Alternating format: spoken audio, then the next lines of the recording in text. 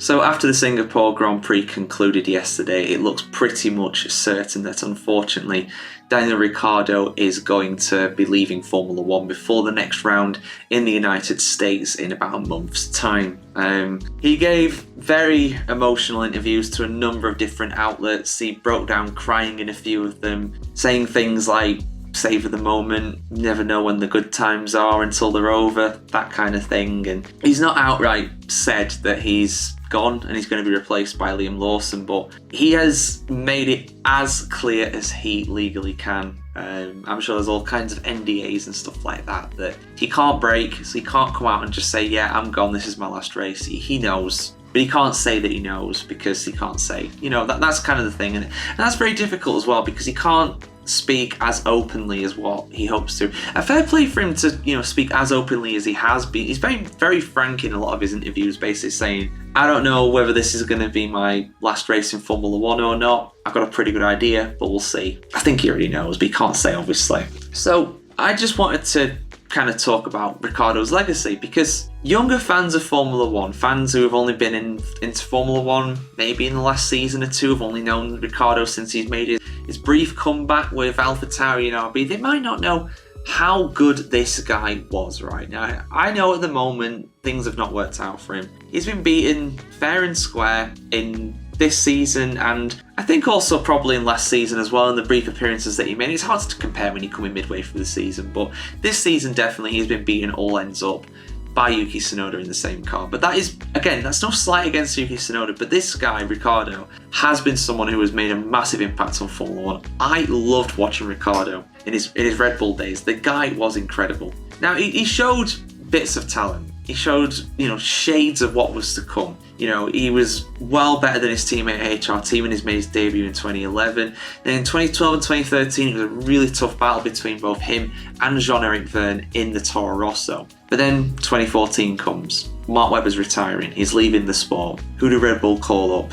to replace him? Daniel Ricciardo. And I remember some at the time questioned, is Ricciardo ready? What's he going to be like against Sebastian Vettel? Should they have called up Jev instead, Vergne? Should he have come up instead? I mean, Vergne was almost as good. And it was quite a close call between the two. I remember in 2013 when he first got announced, there was a lot of talk about Vergne being potentially a better driver. And we don't know what would have happened with Vergne. His career in Formula One kind of fizzled down. He went to Formula E, and I think he became a champion in Formula E a couple of times as well. So, great driver, clearly. But Ricciardo just went into that 2014 Red Bull and just made it his own. That Red Bull car was not the best on the grid. It was miles off of Mercedes, but it was also the only car that actually won a race other than Mercedes that season. He won 3 races in 2014, and there were genuine calls saying this guy is going to be a future world champion. He's gone into Red Bull and he's beaten Sebastian Vettel in the same car over a season convincingly. The guy who won 4 world championships before that, dominated the 2013 season, dominated the 2011 season, and won really close 4 championships against the likes of Fernando Alonso in 2010 and 2012. But Ricciardo just went into that car and just made it his own. He absolutely bossed it. Then 2015, not the best season, admittedly.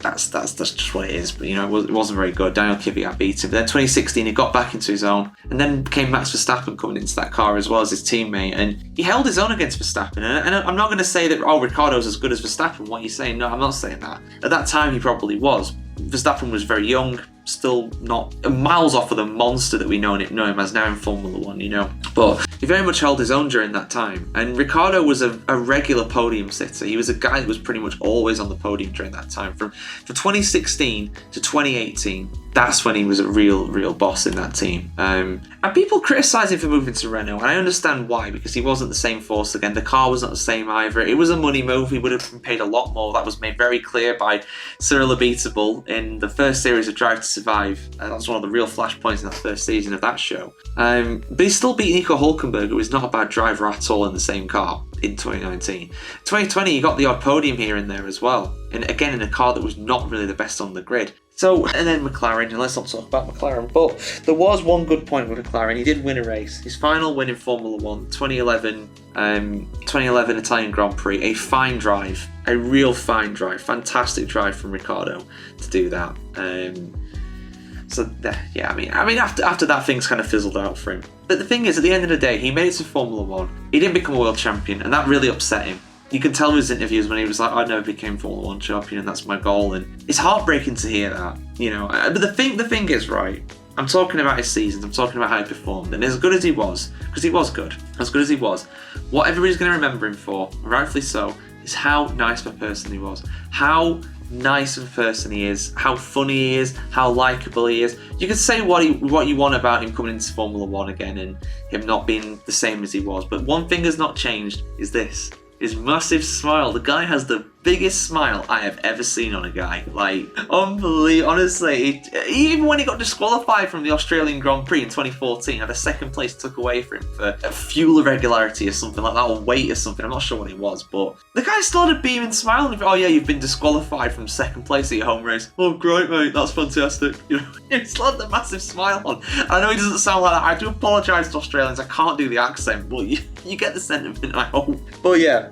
Honestly, what a guy. He'll be missed so much. It's so sad he's going. Unfortunately, I understand it. There's contractual things with Liam Lawson apparently needing a certain amount of races, so he has to go in this break. And oh, it's so sad that as well before Texas. I think Texas, apart from Australian Grand Prix, Texas is his favourite race down at COTA. But yeah, thank you for the memories, Daniel Ricciardo. You've been an absolute blast. I have loved your time in Formula 1. I will always remember you as, truthfully, my favourite driver. I absolutely loved him in F1. I really did. Just for his off-track stuff, he's just so aggressively likeable. You can't hate the guy. You just can't. And if you do hate him, I'm sorry. You need help. Simple as that. You need. No, I'm sorry. I'm getting carried away now. But yeah, it's really sad. It really is. Best of luck to Liam Lawson. Best of luck to Daniel Ricciardo, whatever he does, you know. He's earned enough money now just to chill. Go to LA, chill out. I think that's what he's always said he wants to do. But if he comes back to racing, if he comes to IndyCar, if he follows in his idol Ricky Bobby and goes to NASCAR from Talladega Nights, I hope you guys get the reference. If you don't, please watch that film. It's a classic. Yeah, whatever he does next, best of luck to you, Ricciardo. Everybody who knew you, particularly in your Red Bull days, will know just what a driver you were, and also, you know, what a supreme talent you were, and also at the same time, what a supreme human being you were. You will be sorely, sorely missed in F1. All the best to you. If you're watching this video, which I severely doubt, you know, I just hope that comes across. But yeah, I hope the fans of Daniel Ricciardo as well appreciate this too. Really sad days for you guys. Obviously, his career in Formula 1's over, but his career in motorsport might continue. He might go and do something else, and I hope he does. I want to see more of him in the limelight. But at the same time, if man wants to chill, raise a family, do it, man.